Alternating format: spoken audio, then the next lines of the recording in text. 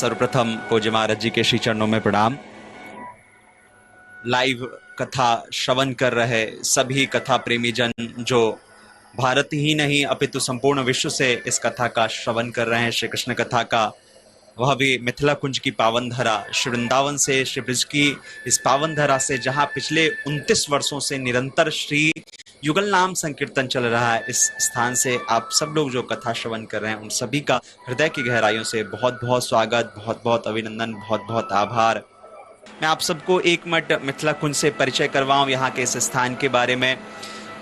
श्री हनुमान जी महाराज, आपने हर जगह उनके दर्शन किए होंगे, उनके बाहुबल के बारे में श्रवण किया होगा, उनके पराक्रम के बारे में, उनके बारे में मैं तो कुछ कहूँगा, वह तो एक सूर्य को दीपक की दिखाने की तरह होगा, लेकिन आप सब उनके बारे में लेकिन आप परिचित हैं, जान रहे हैं उनकी महिमा के बारे में। कहते हैं चारों युग प्रताप तुम्हारा, लेकिन वही श्री हनुमान जी महाराज इस स्थान पे श्री मिथिला कुंज की पावन धरा पे श्री ठाकुर जी का स्मरण करते हुए सखी रूप में विराजित हैं। आप विचार करिए कितना यह अद्भुत दृश्य होगा। अद्भुत श्री हनुमान जी महाराज का भव्य मंदिर है। आप कभी भी वृंदावन आए तो श्री हनुमान जी महाराज का सखी रूप में अवश्य दर्शन करें। यहाँ आप ऊपर में श्री हनुमान जी महाराज का, तो इस स्थान पे जहाँ 29 वर्षों से निरंतर युगल नाम संकीर्तन चल रहा है, नित्य सैकड़ों साधु महात्माओं के लिए अन्न क्षेत्र प्रसाद की व्यवस्था, साथ ही प्रतीक वृंदावन जो मिथिला की पावन धरा पे वहाँ पे है, वहाँ पर भी सैकड़ों संत महात्माओं की सेवा, ब्राह्मणों की सेवा, अन्न क्षेत्र सेवा आदि का कार्य लगातार निरंतर चल रहा है। संस्थान में जो आप सहयोग प्रदान करते हैं वह भारतीय आयकर अधिनियम 80G के तहत कर मुक्त भी है, उसका आपको छूट प्राप्त होता है। साथ ही मैं अब आप सबसे निवेदन करूंगा, आप भी इस नाम संकीर्तन महायज्ञ में सम्मिलित हो सकते हैं। अपने नाम गोत्र से एक दिन, एक महीना या आजीवन आप इसमें सदस्य बन सकते हैं। एक दिन के नाम गोत्र से कीर्तन कराने की सेवा राशि की जो है वो केवल और केवल 1500 रुपए की है। आप 1500 रुपए सेवा प्रदान करते हैं तो आपके नाम से 24 घंटे युगल नाम संकीर्तन होता है। आप विचार करिए 24 घंटे, आप स्वयं 10 मिनट भी आपके लिए बैठना बड़ा मुश्किल होता है। श्री ठाकुर जी का नाम लेकर के 10 मिनट बैठे कीर्तन करें, लेकिन आपके नाम से यहाँ सोचिए 4-5 साधु महात्मा कीर्तन करते हुए, ढोल बजाते हुए, मजीरा बजाते हुए श्री राधा नाम गाएंगे तो कितना इसका पुण्य फल मिलेगा। तो एक दिन की सेवा राशि केवल 1500 रुपए की है, एक महीने की सेवा राशि 15,000 की है। साथ ही मिथिला कुंज के जो आप सदस्य बनते हैं उसकी सेवा राशि 21,000 की है, जहां आपके नाम से नित्य एक साधु महात्माओं को प्रसाद ग्रहण कराया जाता है और आपके नाम से युगल नाम संकीर्तन होता है। साथ ही आपको एक सदस्यता प्रमाण पत्र भी दिया जाता है कि जब भी आप वर्ष में यहाँ आ पाएं तो 3-4 दिन आपके निवास आवास की सारी व्यवस्था सुदृढ़ व्यवस्था निःशुल्क रहती है, तो आप संस्थान के सदस्य भी बन सकते हैं। साथ ही यहाँ जो पूज्य महाराज जी का संकल्प है, विचार है कि श्रीमद् भागवत जी का एक ऐसा मंदिर बने जहाँ मूर्ति नहीं, जहाँ अक्षर ब्रह्म का दर्शन हो, 18,000 श्लोकों का दर्शन हो एक साथ। आप देखेंगे जैसे जो है आप कथा श्रवण करते हैं, महाराज जी जो श्लोक बोलते हैं आप उसको श्रवण करते हैं, लेकिन आप विचार करिए अभी आप केवल श्रवण कर रहे हैं, लेकिन जब आप उसको दर्शन करेंगे तो उसका क्या महत्व होगा, क्या लाभ होगा। और आप साक्षात श्रीमद् भागवत कोई ग्रंथ नहीं है, श्रीमद् भागवत कोई पुराण विशेष नहीं। श्रीमद् भागवत कहते हैं श्रीमद् भागवताख्योयम प्रत्यक्षः कृष्ण एव। श्रीमद् भागवत तो साक्षात श्री ठाकुर जी के स्वरूप माने गए हैं और नारायण प्रभु के श्रीमुख से निश्चित ग्रंथ है। श्रीमद् भागवत जी की कोई रचना नहीं की गई। श्रीमद् भागवत जी की वेद व्यास जी ने सिर्फ व्याख्या किया है, रचना ये तो चतुर्श्लोक की भागवत जो अनादि काल से है, उसको बाद में श्री वेद व्यास जी ने इसकी व्याख्या की। तो श्रीमद् भागवत जी का यह भव्य मंदिर बनेगा। इसमें आप छोटी सेवा केवल 501 रुपए की सेवा प्रदान करके एक ईंट की सेवा प्रदान कर सकते हैं। साथ ही अगर आप एक श्लोक अपने नाम से लिखवाना चाहें तो उसकी सेवा राशि 5100 रुपए की है, जो ग्रेनाइट मार्बल पत्थर पे लिखा जाएगा और बाद में आपका नाम भी अंकित होगा, तो आप उसमें सेवा प्रदान कर सकते हैं। साथ ही आप यहाँ 5 साधुओं के लिए 501 रुपये, 11 साधुओं के लिए 1100 रुपये की भोजन, उनके लिए सुबह शाम उनका भोजन प्रसाद ग्रहण करें, इसमें भी आप सेवा प्रदान कर सकते हैं। मैं आप सबसे निवेदन करूंगा, जो भी दर्शन कर रहे हैं, कथा श्रवण कर रहे हैं दूर से, आप थोड़ा सा कहते हैं तन पवित्र सेवा किए, धन पवित्र कर दान, मन पवित्र हरिभजन, सो हो तत्रिविध कल्याण। आप विचार करिए यहाँ तन से साधु महात्मा सेवा करते हैं, मन से यहाँ संकीर्तन होता है और आपके थोड़ा सा धन दान करने से आपका 3 कल्याण होगा। तो आपके नाम से यहाँ संकीर्तन भी होगा और आपके नाम से सारी पूजाएं भी होंगी, तो आप इसमें आप सहयोग प्रदान कर सकते हैं। तो मेरा आप सबसे निवेदन, केवल आप एक फ़ोन कॉल दूर हैं, फ़ोन उठाएं, संस्थान के नंबर मिथिला कुंज का जो नंबर आपके टेलीविजन स्क्रीन पे है वहां आप कॉल करें, आपको कार्यालय के अधिकारी सारी जानकारी प्रदान करेंगे और आप फिर उनसे जुड़ करके आप अपना सहयोग प्रदान कर सकेंगे। जो आप सहयोग प्रदान करते हैं, मैं पुनः रिपीट कर दूं, वह भारतीय आयकर अधिनियम 80G के तहत कर मुक्त है। आप उसका छूट लाभ भी प्राप्त कर सकते हैं, रसीद प्राप्त कर सकते हैं। साथ ही आप महाराज जी की कथा आप श्रवण कर रहे हैं और आगे भी आप श्रवण करते रहेंगे। इसी के साथ वाणी को विराम। आइए हम सब लोग पूज्य महाराज जी के पावन श्री चरणों में चलें और महाराज श्री के श्रीमुख से उनकी वाणी रूपी त्रिपदिका में गोते लगाते हुए श्री कृष्ण कथा का, श्री ठाकुर जी की कथा का हम सब लोग रसास्वादन करें। एक बार सब लोग प्यार से मुस्कुराते हुए बोली राधे राधे।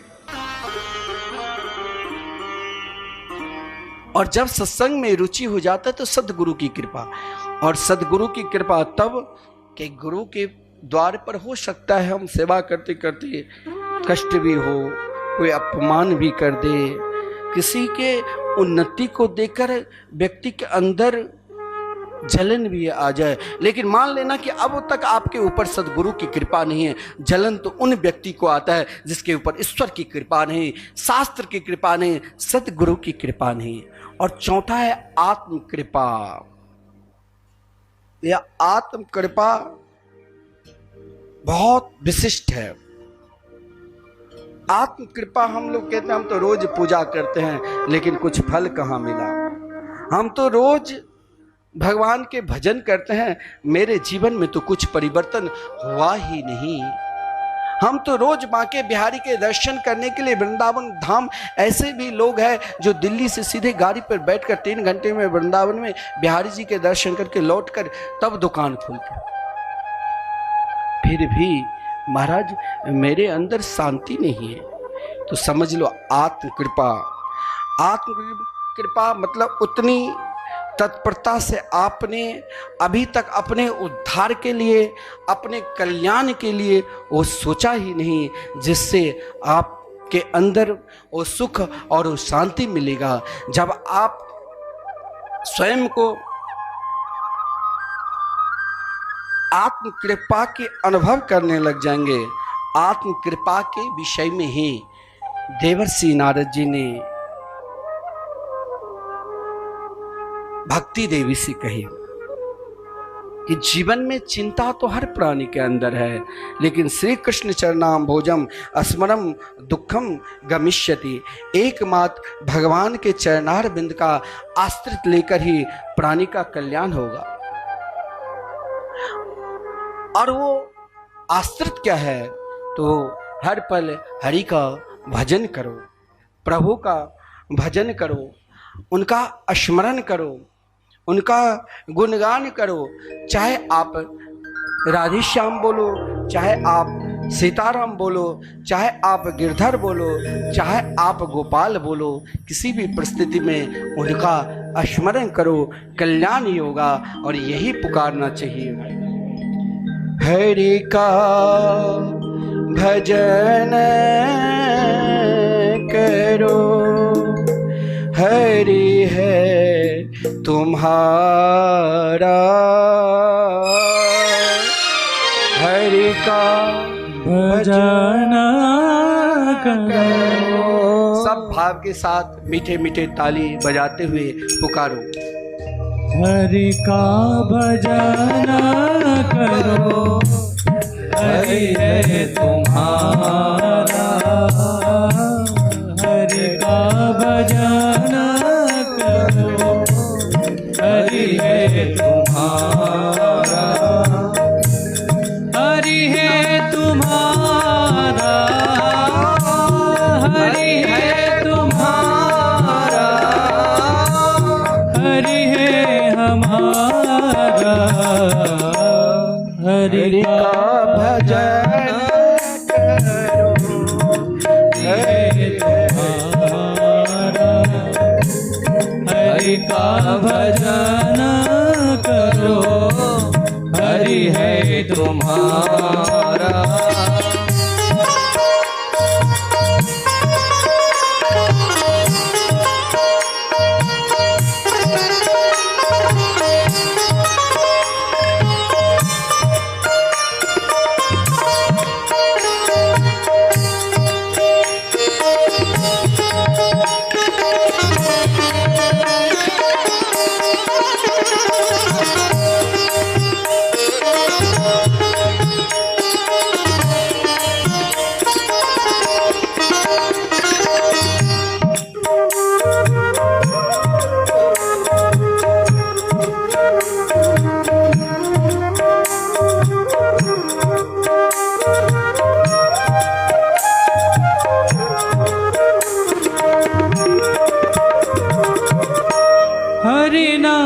से तेरा काम बनेगा, हरि नाम से तेरा काम बनेगा, हरि नाम ही तेरे साथ चलेगा, हरि नाम ही तेरे साथ चलेगा, हरि नाम लेने वाला, हरि नाम लेने वाला, प्रभु नाम लेने वाला, प्रभु नाम लेने वाला, वो हरि का है प्यारा, हरि का भजन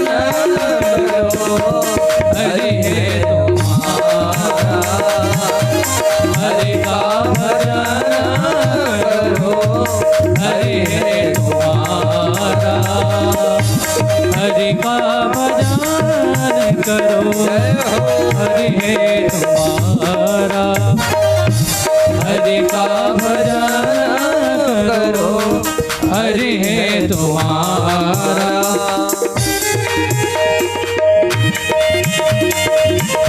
मीठी मीठी ताली सेवा करते हुए गाएंगे हरि बोल।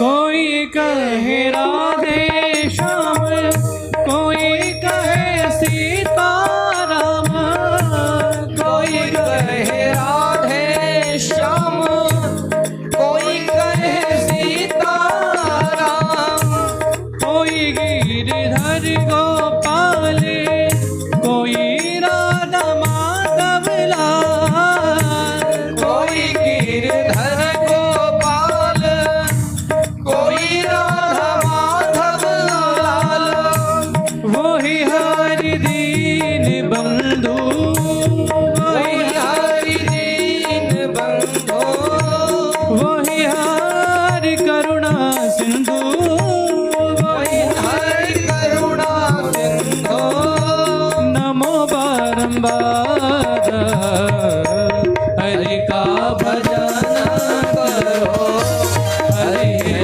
तुम्हारा, हरि का भजन करो, हरि है तुम्हारा, हरि है तुम्हारा, हरि है तुम्हारा, हरि है हमारा, हरि का भजन करो, हरि है तुम्हारा, हरि का भजन करो, हरि है तुम्हारा।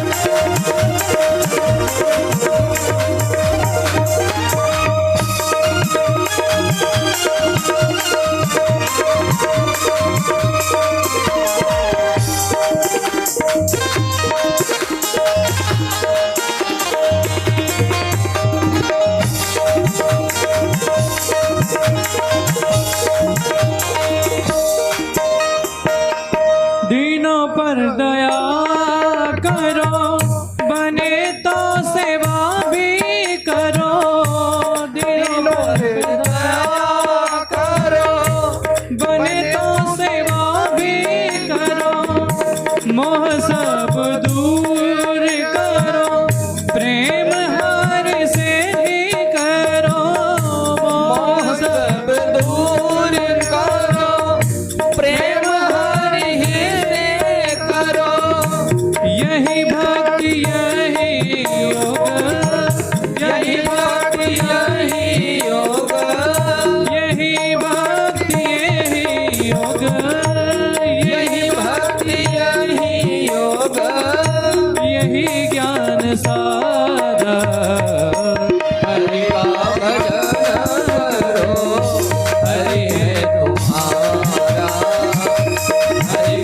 भजन करो, हरि है तुम्हारा, हरि का भजन करो, हरि है तुम्हारा, हरि का भजन करो, हरि है तुम्हारा। हरि बोल हरि बोल हरि बोल हरि बोल हरि बोल हरि बोल हरि बोल हरि बोल। राधे बोल राधे बोल राधे बोल राधे बोल राधे बोल राधे बोल राधे बोल राधे बोल। हरि बोल हरि बोल हरि बोल हरि बोल हरि बोल हरि बोल हरि बोल हरि बोल। हरि बोल हरि बोल हरि बोल हरि बोल हरि बोल हरि बोल हरि बोल हरि बोल। राधे बोल राधे बोल राधे बोल राधे बोल राधे बोल राधे बोल राधे बोल राधे बोल। हरि बोल हरि बोल हरि बोल हरि बोल हरि बोल हरि बोल हरि बोल हरि बोल। केवल जीवन में हम सबको यही पुकारना चाहिए, हरि का भजन करो, हरि है तुम्हारा, हरि का भजन करो, हरि है तुम्हारा। केवल वही तो तुम्हारा है और कोई नहीं। अगर है तो महाराज किसी का पति मर जाता है, उस जगह की शुद्धि करते हैं महाराज, उनकी तेरहवीं करके निवृत्त हो जाते, हो गया है तो फिर उसके लिए महाराज फिर हम अलग क्यों हो जाते हैं। आजकल लोग पति पत्नी में तलाक, पिता पुत्र से अलग, सगे संबंधी से अलग, मित्र को धोखा।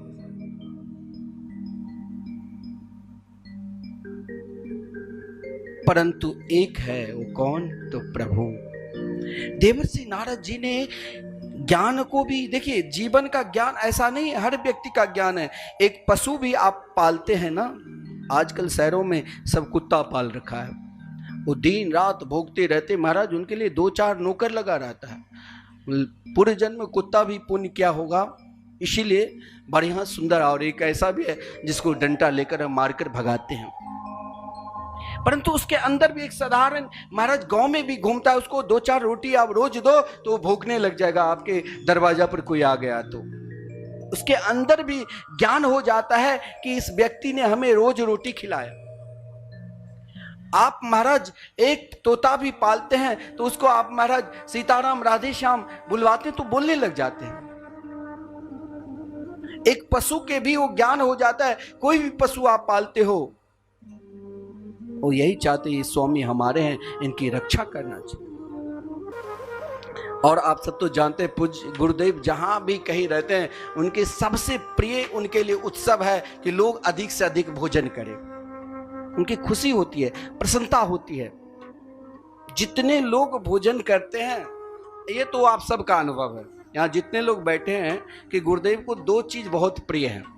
एक संकीर्तन, नाम चलते रहे, आपके घर पर भी जाएंगे तो सब कीर्तन करने लगे, बहुत प्रिय लगता। और एक अन्नदान, हर व्यक्ति को, चाहे एक व्यक्ति को, मैंने कहा 5 संत को भी भोजन कराओ, 5 व्यक्ति को तो मात्र 500, जितना समर्थ है। 11 को तो 1100, 21 को तो 2100, कोई ज्यादा भी नहीं है। और महाराज यहाँ जो छोटा सा अभी हर व्यक्ति को अच्छा भोजन सम्मान दो तो उनके हृदय में प्रसन्नता होती है। और आपके द्वारा प्रदत्त जो अन्नदान होता है, वही हमारे पूज्य गुरुदेव कहा करते हैं, किसी ने आपको श्राप दे दिया तो उससे घबराना नहीं, और किसी ने आशीर्वाद दे दिया तो आप उतने उत्साह भी मत हो जाना, क्योंकि आपके व्यवहार से सामने वाले को यदि दुख होगा तो श्राप भी लगेगा। आपके व्यवहार से सामने वाले को प्रसन्नता होगी तो आपको आशीर्वाद भी मिलेगी। आप भारतवर्ष में कहीं भी हैं, और मिथिला कुंज आश्रम में जो हमारे द्वारा गद्याचार्य जगतगुरु निम्बार्काचार्य ट्रस्ट है, उसमें यदि आप दान करते हैं तो जिसके द्वारा पूज्य गुरुदेव का सेवा प्रकल्प जो चल रहा है, संकीर्तन अखंड सदा चलते रहे। आप लोग ऐसा भी जानते होंगे, जब प्रारंभ हुआ था संकीर्तन तो आपके घर घर गुरुदेव मात्र आपसे कहा 1 दिन का 1 महीना के कीर्तन करा लो, उस समय कम खर्चा था, 500 एक दिन का लेते थे। समय बढ़ा, समय का परिवर्तन हुआ। 29 साल पूर्व क्या था, आज क्या है, हर व्यक्ति बदल गया। तो उसी प्रकार लेकिन कीर्तन नहीं बदला। जीवन में एक बार कोई फिल्म देख लो तो आप थक जाओगे। घर में अनेक प्रकार की टीवी पे कहानी दिखाता है, आप 1-2 बार धारावाहिक देख लो फिर मन नहीं करेगा। लेकिन संकीर्तन ही एक ऐसा चीज है जो आप घर में बैठे हैं, केवल आप 1 दिन का संकीर्तन मात्र करा लेते हैं तो आपके हृदय में वो प्रसन्नता होगी, चाहे अपने लिए, चाहे अपने बच्चे के लिए और चाहे अपने पूर्वजों के लिए, कि आपके पूर्वज यदि वर्षों से तड़प रहा है कि मेरे घर के परिवार कोई अन्नदान नहीं किया, कीर्तन आप 1 दिन के संकीर्तन, एक संतों के भी भोजन करा देते हैं, उस दिन वो उत्साहपूर्वक नाचने लग जाते हैं। और पूज्य गुरुदेव का ये जो दोनों संकल्प है, मुझे विश्वास है आप सबके सहयोग से सदा चलता रहेगा। यहाँ ज़्यादा नहीं, यदि कोई 1 दिन का अनक्षेत्र में सेवा करना चाहते हैं मात्र 5100 और संपूर्ण भंडारा 11,000, और नहीं समर्थ है तो आप 5 ब्राह्मणों को, संतों को भोजन कराओ। श्रीधाम वृंदावन में, प्रत्येक वृंदावन में दोनों जगह आपको आशीर्वाद मिलेगा। और अभी जो ये कल्प चल रहा है भागवत भगवान के मंदिर, देखिए उनका तो अनेक है। ये भागवत भगवान मंदिर जिस दिन तैयार हो जाएंगे, ऐसा नहीं कह सकता हूँ कि आज ही हो जाए, अगर आपने आज से ही पूर्ण रूप से सहयोग करने लग जाएंगे तो जरूर बनेगा। और 18,000 श्लोक का कार्य पूज्य गुरुदेव बार बार उन श्लोक का ही चिंतन करते हैं। आज भी देखने में यदि दिक्कत होती है फिर भी आप देखे होंगे कि उनका ग्रंथ पास में ही रखते हैं। मैंने कल ही कहा था, आप उनके मुख से श्री राधे शब्द सुन लिया तो संपूर्ण भागवत सुनने का फल मिल रहा है आपको। ऐसे महापुरुष, ऐसे नाम जापक आपको इतने देर ही समय दे दिया, आपके लिए यही समय अमूल्य समय है। मैंने कहा कि आपका संकल्प रोज भागवत संबंधी भगवान के लिए बढ़ता है। बोले हम जब तक रहेंगे यही तो मेरा कार्य है, और इस कार्य में आप सब उदास मत होइए, इसमें सहयोग करिए। कोई अधिक कहाँ है, मात्र 500, और यदि आप चाहते हैं कि हम श्लोक सहित वहाँ पर श्रीधाम वृंदावन में लगाए तो 5100। देखिए वृक्ष राधा वाटिका में स्वयं गुरुदेव की इच्छा है कि पुष्प वाटिका की तरह सुंदर वाटिका बने, और जरूर बनेगा। उनके संकल्प को ही हमें बढ़ाना है। जहाँ सुंदर कमला जी की धारा बह रही है, हम सोचते हैं यहाँ एक विशाल संत निवास, और आप सबके सहयोग से सब का कल्याण हो तो एक स्वयं हॉस्पिटल का भी निर्माण होगा। समय लगेगा, सब कार्य होगा समाज के लिए ही गुरुदेव कि समाज किसी तरह, जैसे देवर्षि नारद जी, भगवान के 24 अवतारों में देवर्षि नारद जी का भी नाम है और व्यास जी का भी नाम है। समाज के जोड़ने के लिए काम क्या है कि समाज संत का ऐसा ही भी है कि आप घर में बैठकर भजन करो, सारी व्यवस्था है ही, लेकिन समाज भगवान से जुड़े उसके लिए उनका कार्य चलता है। आप सभी को सहयोग करना चाहिए। ये कथा इसी उद्देश्य से ही हो रहे हैं। और इस गुरु पूर्णिमा के पावन पर्व पर यदि आप, क्योंकि यहाँ स्वयं व्यास जी का पूजन होता है, व्यास यानी भागवत की रचना वेद व्यास जी जो की, तो पूर्णिमा जी उनकी पूजन होता है, और वहीं से सदगुरु जिसके जो गुरुदेव है परंपरा बनी हुई है।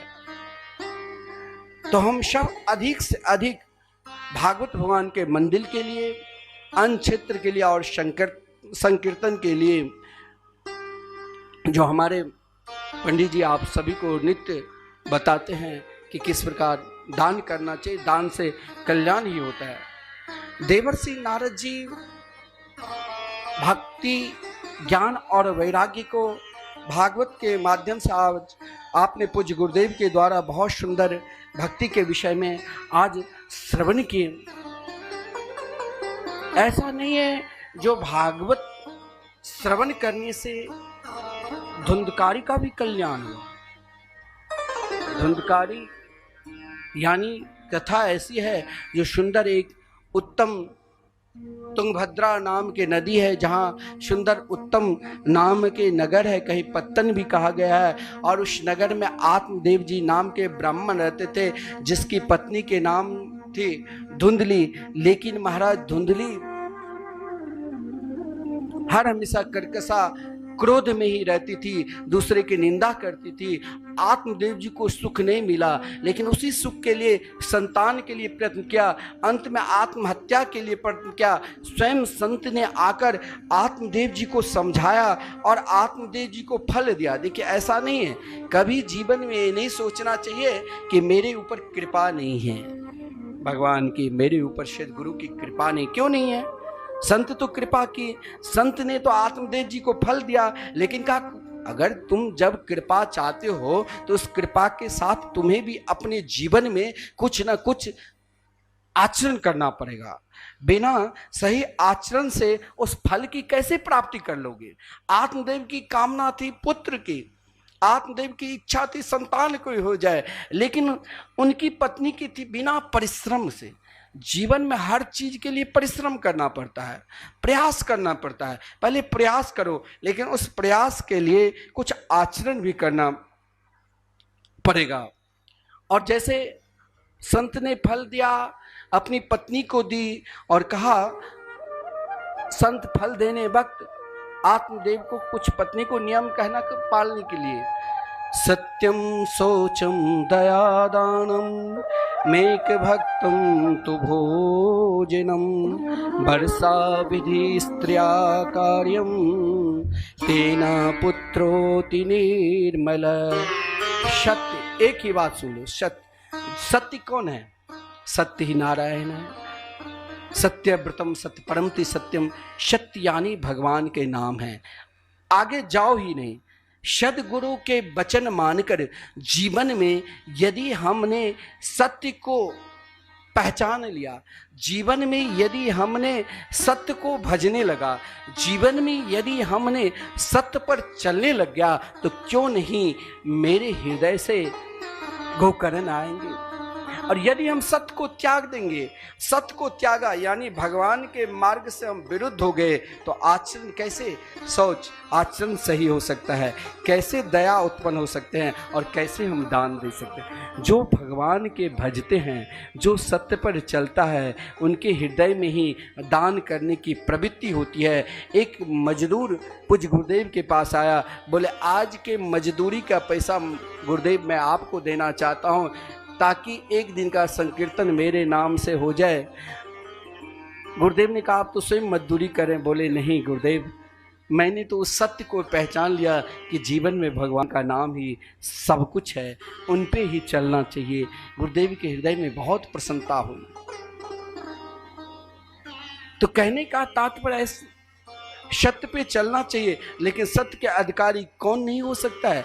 फल तो आत्म संत के द्वारा आत्मदेव प्राप्त किया, फल तो सबको मिला है। ऐसा नहीं है भगवान ने हमें मानव शरीर दिया है तो हमें फल नहीं दिया है। फल वही दिया कि सत्य पे चलो, यानी भगवान के मंगलमय नाम के आचरण पर चलो, भगवान को मानो। लेकिन धुंधली जिसके हृदय में द्विधा बुद्धि है, भागवत में सबका कल्याण दिखाया गया है, लेकिन जिसके हृदय में मत्सर है, द्विधा बुद्धि है, उसका कल्याण भागवत में कहीं नहीं है। आप बार बार बड़े बड़े महापुरुषों के द्वारा, बड़े बड़े विद्वानों के द्वारा श्रवण करोगे, सबका कल्याण है। कामी का भी है, क्रोधी का भी है, लोभी का भी है, लेकिन जो जिसके हृदय में द्वंद है, जो स्वयं को लड़ता रहता है हर हमेशा मत्सर से, ईर्षा से, उनका कल्याण भागवत में मत्सर वाले को कहीं दिखाया ही नहीं गया। धुंधली के हृदय वैसे ही थी, द्विधा बुद्धि थी, क्या दान करूं कि ना करूं, क्या सत्य बोलूं कि नहीं, क्या सही। स्वयं को अनेक प्रकार के तर्क वितर्क किया, जिसके कारण कुछ नहीं हुआ। क्या हुआ? तो बहन की संतान को अपनी संतान मानकर आत्मदेव जी से कहा यही मेरे पुत्र है। आत्मदेव जी भोले भाले, जो स्वयं अपने आप को देव बनना चाहता है, वो सबको देव रूप में ही देखता है, मान लिया। लेकिन वो तो महाधुंधकारी बनाई, परंतु पात्र तो कहीं ना कहीं जाएगा ही। सदपात्र ऐसा नहीं है जो इस देश में महापुरुष नहीं है, ऐसा नहीं है इस देश में दानी नहीं है, ऐसा नहीं है धुंधकारी को नहीं। उन्हें तो धुंधकारी तो बाल्यापन से ही उदंड था, छोटे छोटे बच्चों को मार देते थे। स्वयं महाराज अपने पिता को घर से निकाल दिया और स्वयं माता उनके दुख से दुखी होकर मर गई और उसने 5 वेश्याओं को संग किया, प्रेत बना। प्रेत बनने के बाद भी उसका कल्याण नहीं हुआ। ऐसा नहीं है आपके घर में कोई महापापी है, महापापी उसे कहा जाता है जिसने अपने जीवन में कभी दान नहीं किया। महापापी उससे कहा जाता है जिसने कभी सत्य का आचरण नहीं किया, जिसने कभी ईश्वर को कृपा को नहीं माना, जिसने कभी शास्त्र को कृपा को नहीं माना, जिसने कभी सदगुरु की कृपा को नहीं माना और जिसने कभी स्वयं को आत्म कृपा नहीं माना। उनका कल्याण तो कोई संत ही अत्यधिक करे कृपा। तब गोकर्ण जी ने कृपा की, लेकिन कहा गया है, भागवत में वर्णन है कि वहां वही धुंधकारी जिसको उन वेश्याओं ने मार दिया था, भयंकर प्रेत बना, सोचा संत कृपा करेंगे। संत अपने भजन के प्रताप से कृपा की, कमंडल से जल लिया, कमंडलू से उनके ऊपर मारा, कहा मैंने तो तेरे नाम से गया जी में 100 बार श्राद्ध कर दिया। बोले मेरे नाम से गया जी में चाहे आप 100 बार भी श्राद्ध कर दो, गया श्राद्ध सते नापी मुक्तिर्भेना भविष्यति। अज्ञान में यदि पाप हो जाए तो गया जी में उद्धार हो सकता है, लेकिन जानबूझकर पापी का नहीं। परंतु उन पापी को भी संत का कृपा हो जाए।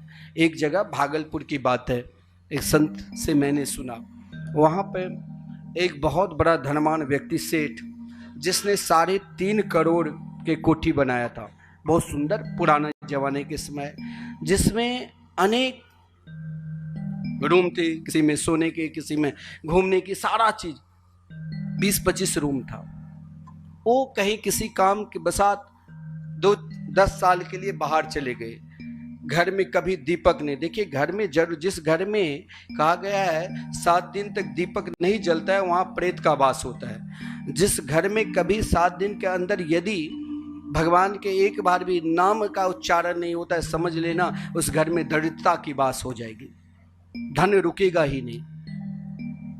जिस घर में कभी गौ की सेवा नहीं होगा, जिस घर में कभी संत की सेवा नहीं होगा, जिस घर में कभी आप किसी को दान नहीं दिए, समझ लेना आप कितने भी दानी हैं वो धन आपके पास नहीं रहेगा। वही हुआ उस सेठ के। महाराज वहाँ तो सेठ कहीं सब पूरे परिवार विदेश चला गया, घर में लौटा तो उससे पहले ही महासोटा बड़े विकराल प्रेतवास करने लग गया। अब वो प्रेतवास करने लगे, जो भी उसमें ठहरता रात को मार देते, पागल बना देता। अब वो सेठ रोने लग गया, इतने परिश्रम से तो महाराज ना जाने कितना परिश्रम किया, एक घर बनाया, लेकिन घर बनाने के बाद भी मेरे पास कुछ रहा नहीं। बनारस के बड़े बड़े विद्वान को बुलाया, अनेक प्रकार के अनुष्ठान किया, फिर भी भूत नहीं भागा, प्रेत नहीं भागा। अब वो सेठ सोचा अब क्या करूं, तो महाराज गए एक सिद्ध संत के पास वृंदावन। बोले महाराज कोई उपाय? सिद्ध संत ने कहा देखो भाई, जिस घर में नियम में 7 दिन तक दीपक न जले, कि भगवान के नाम का उच्चारण न हो, अरे आप घर में रहते हो तो एक बार भी तो सीताराम राधे से हम सब बोल ही देते हैं, तो समझ लेना वहां प्रेत की बात प्रारंभ हुआ, वहां अशांति मिलेगी ही।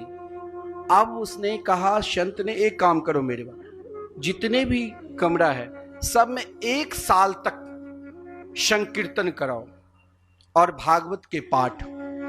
गुरुदेव ने आज कहा सभी को भागवत सुनना चाहिए, भागवत का पाठ कराना चाहिए। स्वयं संत अपने भजन के प्रभाव से प्रेत से पूछा, जैसे गोकर्ण जी ने पूछा था प्रेत से, संत ने भाई क्या उद्धार है? बोले मेरे लिए नाम संकीर्तन करा दो। मैं भी आपसे यही प्रार्थना करता हूँ, यदि आप कहीं भी भारतवर्ष में हैं, घर में एक बार जरूर नाम संकीर्तन करना चाहिए, क्योंकि घर के अंदर जो तरंग होता है, आजकल वास्तु का बहुत लोग ध्यान रखकर ही मकान बनाते हैं, क्योंकि किसी प्रकार के गलत तरंग ना आ जाए। परंतु उस घर में चाहे किसी प्रकार के दोष का निवारण करना है तो एकमात्र नाम संकीर्तन से ही दोष का निवारण होगा। संत ने कहा कि 1 साल तक प्रेत ने कहा कि समस्त कक्ष में धूमधाम के साथ युगल नाम महामंत्र के संकीर्तन कराओ और साथ में सभी रूम में भागवत के पाठ बैठा दो, अपने आप प्रेत भाग जाएगा। प्रेत ने कहा भगवान आपने मेरे उद्धार कर दिया, अब मुझे यहाँ नहीं रहना है, अब तो हम सीधे गोलोक धाम जा रहे हैं। और सेठ रहे बड़े आनंद के साथ। देखिए भागवत की महात्म बड़ा विलक्षण है। आइए कुछ दानदाता जो संकीर्तन के लिए, भागवत भवन मंदिर के लिए, अनक्षेत्र के लिए जो दान दिए हैं उनका भी इनाम होना चाहिए, क्योंकि ऐसे भक्ति परायण जो इस कीर्तन को आगे बढ़ा रहा है, ये अखंड सदा चलते रहे। हम रहे चाहे नहीं रहे, आप रहे चाहे नहीं रहे, आपके नाम से ट्रस्ट में वो धन जमा हो जाएगा। उसके ब्याज से आश्रम में जो संकीर्तन चल रहे हैं, संतों का भोजन चल रहे हैं, भागवत मंदिर का जो निर्माण हुआ तो कार्य चलते ही रहेंगे। इसलिए हम सब सहयोग करें। आइए उन भक्तों का नाम भी हम सब सुने। श्री वृंदावन बिहारी लाल की जय। तो आइएगा सज्जनों, जो लोग हमारे सेवा संकल्प के साथ में जुड़ करके अपने जीवन को जिन दानदाताओं ने धन्य किया है, एक बार बड़े श्रद्धा और भाव के साथ में उनका नाम श्रवण करेंगे।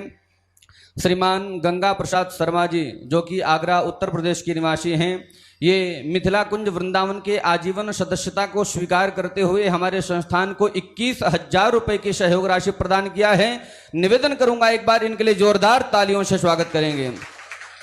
और दानदाताओं की श्रृंखला में अगला नाम है श्रीमती अनीता वर्मा जी, जो कि कलकत्ता बंगाल की निवासी हैं। इन्होंने मिथिला कुंज में संकीर्तन के निमित्त 1 महीने की संकीर्तन के लिए 15,000 रुपए की सहयोग राशि प्रदान करती हैं। एक बार इनके लिए भी जोरदार तालियों से स्वागत करेंगे। श्रीमान योगेश श्रीवास्तव जी, जो कि अलीगढ़ उत्तर प्रदेश के निवासी हैं, श्री सद्गुरुदेव भगवान के संकल्प में अपनी सहभागिता प्रदान करते हुए भागवत मंदिर में 1 श्लोक का दान के निमित्त 5100 रुपए की सहयोग राशि प्रदान करते हैं। एक बार इनके लिए भी जोरदार तालियों से स्वागत करेंगे। श्रीमान रामकृष्ण चौहान जी, जो कि पंजाब के निवासी हैं, इन्होंने संतों के भोजन के निमित्त 2100 रुपए की सहयोग राशि हमारे संस्थान को प्रदान किया है।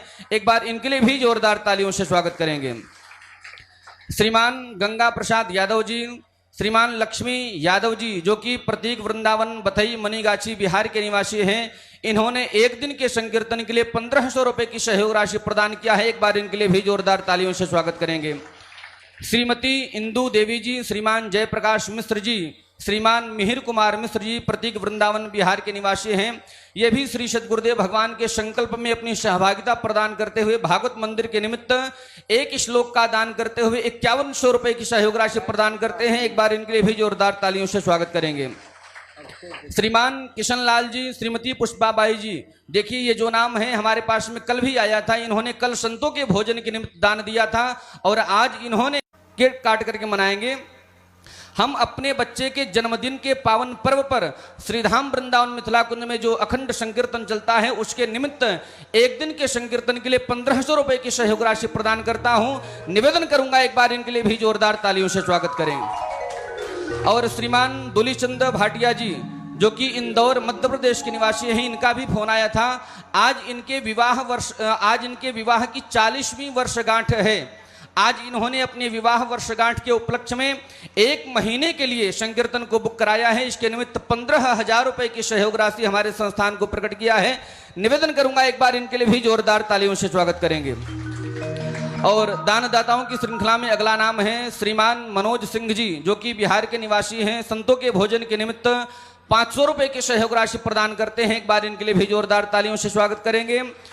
श्रीमान प्रकाश पाटिल जी, बिहार के निवासी हैं, इन्होंने संतों के भोजन के निमित्त 1100 रुपए की सहयोग राशि प्रदान किया है। निवेदन करूंगा एक बार इनके लिए भी जोरदार तालियों से स्वागत करेंगे। मैं समस्त दानदाताओं के लिए कहना चाहूंगा, वंदन अभिनंदन करें, वंदन अभिनंदन करें धरा और आकाश, दान वीरता आपकी जग में है विख्यात। जिन दानदाताओं ने हमारे संस्थान को दान दे करके हमारे संस्थान के प्रकल्प को मजबूत किया है, आप सभी का मिथिला कुंज और प्रतीक वृंदावन की ओर से आप लोग को बहुत बहुत हार्दिक अभिनंदन एवं स्वागत है।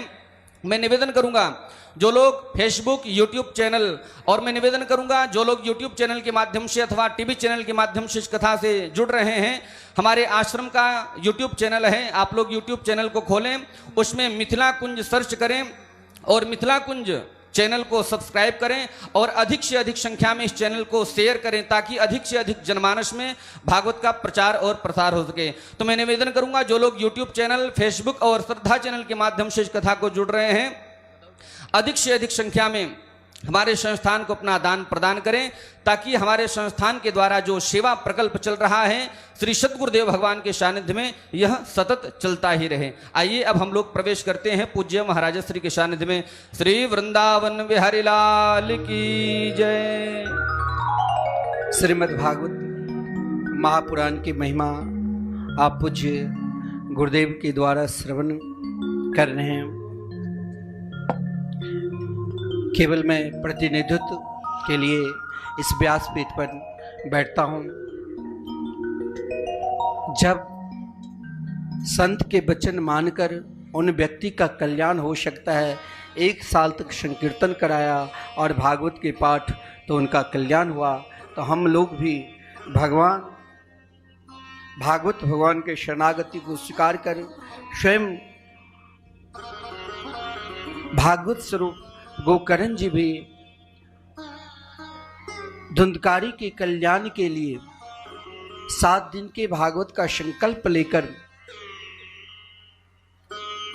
एक वैष्णव को निमित्त बनाकर उनका कल्याण के लिए 7 गांठ के बांस में एक छेद रख दिया और केवल उसने चिंतन की एक प्रेत ने तो उनका कल्याण हो सकता है। जिस प्रेत ने यही कहा था, धन्या भागवती वार्ता प्रेत पीड़ा विनाशिनी सप्ताहोपि तथा धन्या कृष्ण लोका फलप्रदा। भागवत में वो शक्ति है, वो गुण है जो दुनिया के किसी हर कोने से, भारत में आप कहीं घूमने जाओगे, विदेश में घूमने जाओगे, जब तक वीज़ा है विदेश जाओ, किसी को 1 महीना के लिए, किसी को 10 दिन के लिए, किसी को 5 दिन के लिए। हम लोग कभी धर्म यात्रा के लिए कहीं जाते हैं तो समय रहता है भाई आप 1 महीना रह सकते हो, फिर आपको लौटना ही पड़ेगा। ऐसा ही आप स्वर्ग लोक जाओ तो वहाँ भी जब तक आपके पुण्य हैं तब तक लौट रहोगे। ब्रह्म लोक जाओ, किसी भी लोक जाओ, लेकिन जहाँ से कभी लौट कर आना ही नहीं पड़ता है वो कौन जाता है? जो भागवत भगवान के शरणागति को स्वीकार किया है, जो स्वयं नाम जापक है। कहा गया है यद गत्वा न निवर्तन्ते तद धाम प्रमा मम, जहाँ से कभी लौटकर आना ही नहीं पड़ता है, जहाँ स्वयं एक अज्ञानी, इतना अज्ञानी जो स्वयं अपने अज्ञानी के कारण प्रेत बनना पड़ा, आज स्वयं भगवान से कृष्ण की जयकार कर रहे हैं, स्वयं भागवत के जयकार कर रहे हैं। और संत की कृपा सब पर है, क्योंकि जिस समय भगवान के पार्षद लेने के लिए आया था धुंधकारी को, तो श्रोता लोग उदास हो गए कि देखो अपने भाई को अत्यधिक प्रेम, क्या उनका तो उद्धार कर दिया, हमें नहीं। गोकर्ण जी ने कहा कि आप लोग उतनी दृढ़ता से, उतनी विश्वास पूर्वक, क्योंकि कहा गया है अदृढ़म चहतम ज्ञानम प्रमादेन हतम श्रुतम। अगर आपको कुछ बनना है तो प्राणी कोई आपकी निंदा करे, गाली दे, तो उस पर ध्यान नहीं दो। अपनी दृढ़ता अपनी लक्ष्य पर रखो। चाहे हमें परमात्मा की प्राप्ति करना है, चाहे हमें धन की प्राप्ति करना है, चाहे हमें प्रतिष्ठा की प्राप्ति करना है, चाहे हमें समाज के कार्य करना है, हम क्या कर रहे हैं उस पर ध्यान नहीं दो, लेकिन हम सही मार्ग पर चल रहे हैं उस स्वयं को ध्यान दो। अगर जिस ज्ञान में दृढ़ता नहीं है, सदगुरु के वचन में विश्वास नहीं है, प्रमाद के साथ सुनते हैं, अच्छा अब महाराज श्री उतने बड़े वयोवृद्ध नाम जापक संत स्वयं महाराज 24 घंटे जो अपने स्वयं आत्म स्वरूप में लीन रहते हैं, फिर भी आकर हमें सुंदर उपदेश देते हैं। चाहे उनके 1 घंटा आधी घंटा जो भी आप सुनते हो उस संपूर्ण एक दिन में एक शब्द आपने सुन लिया तो 9 दिवसीय जो भागवत कथा चल रही है और गुरु पूजा में, सदगुरु पूजा में आप सब जो पूजन करेंगे उनका फल मिल जाता है उनके एक शब्द में। तो इसी प्रकार दृढ़ता पूर्वक कोई कार्य करना चाहिए। प्रमाद के साथ कोई भी कार्य करोगे कि ठीक है सामने वाले कह रहे हैं तो इनके दिखाने के लिए मुझे तो करना पड़ेगा, लेकिन हृदय से भाव स्वीकार नहीं है तो वो भी बेकार है। प्रमाद को त्याग कर अगर आप कोई भी कार्य करते हैं तो जरूर उसमें सफलता मिलती है। चाहे महाराज कठिन से कठिन कार्य क्यों न हो, महाराज फिर सब प्रमाद को त्याग कर भागवत श्रवण किए और सब महाराज भागवत में लिखा है अयोध्या वासना पूर्वम यथा रामेण समगता तथा कृष्णेन ते नीता गोलोकम योगी दुर्लभम। जो बड़े बड़े योगियों के दुर्लभ है ऐसे स्थान को प्राप्त किया। भागवत कथा किस प्रकार कैसे श्रवण करना चाहिए, बहुत सारे नियम हैं, लेकिन बहुत लोग कहते हैं उपवास कर। देखिए भागवत इतने सहज है, सरल है। कहा गया है भोजनम तो वरम मन्ये कथा श्रवण कारकम नोपवास वरह प्रोक्तो कथा विघ्न करो यदि। शरीर काम नहीं कर रहा है फिर भी हम उपवास करके सुन रहे हैं तो आजकल अनेक प्रकार के बीमारी उत्पन्न हो गए हैं, कोई ना कोई बीमारी लग जाएंगे। खूब खाओ। एक जगह कथा हो रही थी पूज्य गुरुदेव के, तो वहाँ सेठ जी ने कहा कि ये बहुत मोटी तगड़ी है मेरी पत्नी और इसे भूख लगती है, बहुत खाती है। तो गुरुदेव ने कहा कि एक बार नहीं, इसे कहो अपने साथ भी भोजन ले ले। परंतु जब कथा में गोविंद जय जय गोपाल जय जय मैं बोलूं तो ये उठकर भोजन कुछ ले सकती है। अरे नींद आती है तो पानी पास में रख ले। अगर आपको भोजन करके कथा में श्रवण में यानी भगवान के भजन में मन लगे, कीर्तन में मन लगे, सत्संग में मन लगे तो भोजन करके भी सुनना चाहिए, लेकिन कम कम मात्रा में। बड़ा नियम है। कल आप पूज्य गुरुदेव के द्वारा भागवत क्या है बड़ा सुंदर विलक्षण भागवत कैसे अधिकारी, कौन सा अधिकारी है और किस प्रकार भागवत उनका कल्याण किए हैं, अब कल उनके द्वारा श्रवण करेंगे। अब हम सब आरती के दर्शन करेंगे। आरती दर्शन से पूर्व एक बार हम भाव के साथ नाम संकीर्तन सब मिलकर करेंगे, क्योंकि यहाँ तो अखंड नाम संकीर्तन नवा चल ही रहा है। और फिर हम आरती के दर्शन करेंगे और भजन का आनंद लेते हुए प्रसाद लेकर सब प्रस्थान करेंगे। आप सब बड़े शांतिपूर्वक श्रवण कर रहे हैं, लेकिन देखिए पूज्य गुरुदेव को छोटे छोटे बच्चे से बहुत प्रेम है। जब आते हैं तो उसे कहते हैं कि इसे प्रसादी दो, लेकिन आप लोग सामने बच्चे को थोड़ा सा पीछे कर दीजिए और शांतिपूर्वक। उनको सबसे प्रिय लगता है कि सामने लोगों को हाथ में झोली माला देखे और वो भजन करते रहे, और गुरुदेव को उसका और भाव जगता है। ऐसा नहीं, सबसे प्रेम है। बच्चे से भी प्रेम करते हैं। छोटे बच्चे को देखकर कहेंगे तुरंत प्रसादी दो इनको, लेकिन उनका जो नियम है, अपना नियम को आज तक जिसने कभी त्यागा ही नहीं तो फिर कैसे त्याग देंगे। इसीलिए छोटे छोटे बच्चे को आना चाहिए, लेकिन पीछे यहाँ पर उतने देर तो बैठ सकता नहीं। इसीलिए उनकी माता पिता को चाहिए कि उनको स्वयं को ध्यान रखे और इस अलौकिक पूज्य गुरुदेव के द्वारा जो भगवान नाम की महिमा श्रवण कर रहे हैं इस पर अधिक ध्यान दे, जिससे हम सबका कल्याण होगा। आइए 2 बार हम सब नाम संकीर्तन करते हैं। मेरा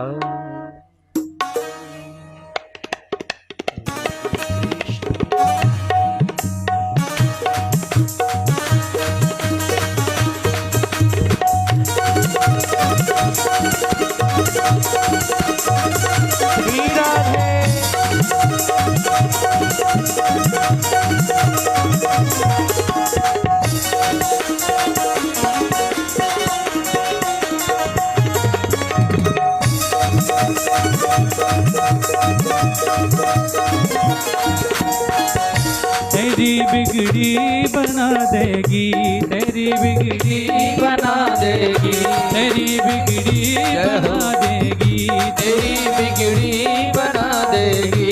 चरण रज राधा रानी की, चरण रज राधा रानी की, चरण रज राधा रानी की, चरण रज राधा रानी की। तेरी बिगड़ी बना देगी, तेरी बिगड़ी बना देगी, ओ तेरी बिगड़ी बना देगी, तेरी बिगड़ी बना देगी। चरण रज श्यामा प्यारे के, चरण रज श्यामा प्यारी के, चरण रज श्यामा प्यारे के, चरण रज श्यामा प्यारी के। राधा रानी सरकार की जय हो।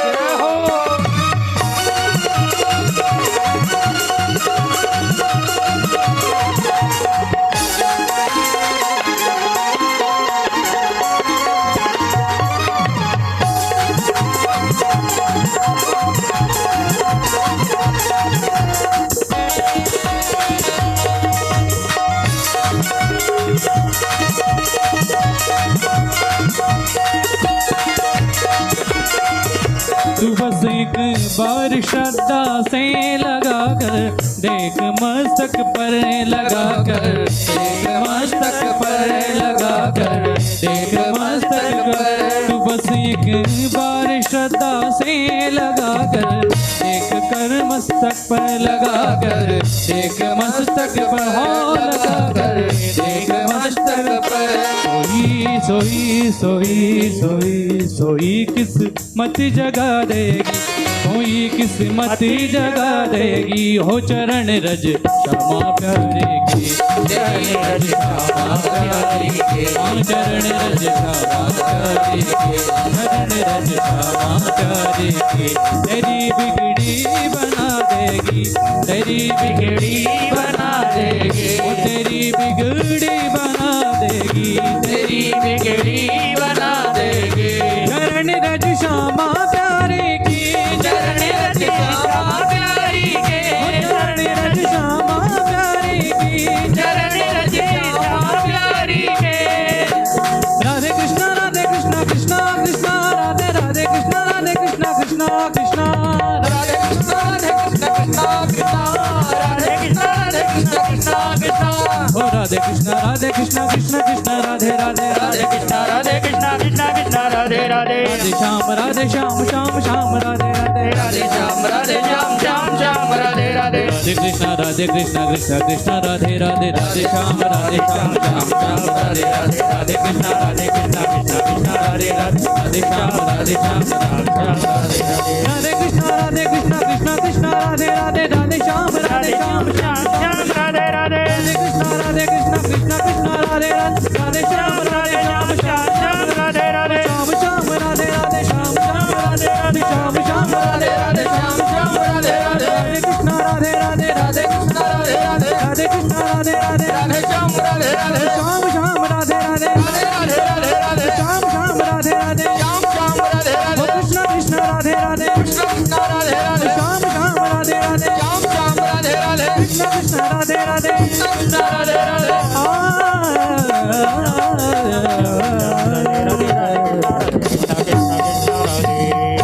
साज्यं जबरदशयुक्तं वन्यनायोजितं मया दीपं ग्रहाण देवेश त्रैलोक्यं तिमिरापहम्। हे गिरधर तेरी आरती गाऊं, हे गिरधर तेरी आरती गाऊं, हे श्याम सुंदर तेरी आरती गाऊं, श्याम सुंदर तेरी आरती गाऊं। मोर मुकुट तेरे शीश पे सोहे, मोर मुकुट तेरे शीश पे सोहे, प्यारी बंशी मेरो मन मोहे, प्यारी बंशी मेरो मन मोहे।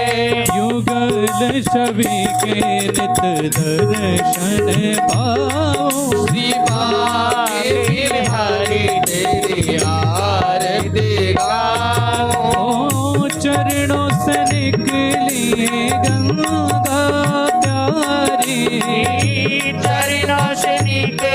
है गंगा प्यारी, जिसने सारी दुनिया तारी, जिसने सारी दुनिया तारी, उन चरणों को शीश नमाऊं। श्री बांके बिहारी तेरी आरती गाऊं। व्यासदास के नाथ आप हो, व्यासीदास के नाथ आप हो, सुख दुख जीवन करे साथ आप हो। सुख दुख जीवन प्यारे साथ आप हो, प्यारी छवि के नित दर्शन पाऊं। श्री बांके बिहारी तेरी आरती गाऊं। संग सोहे वृषभान दुलारी, संग सोहे ब्रजभान दुलारे, ललिता विशाखा सखियां प्यारी, ललिता विशाखा सखिया चारी, वास सदा वृंदावन पाऊं। तेरी आरती गाऊं। हरे श्याम सुंदर तेरी आरती गाऊं। श्याम सुंदर तेरी आरती गाऊं। प्यारे राधा रमण तेरी आरती गाऊं। राधा रमण तेरी आरती गाऊं। गिरधर तेरी आरती गाऊं। गिरधर तेरी आरती गाऊं। के बिहारी तेरी आरती गाऊं। तेरे हरि तेरी आरती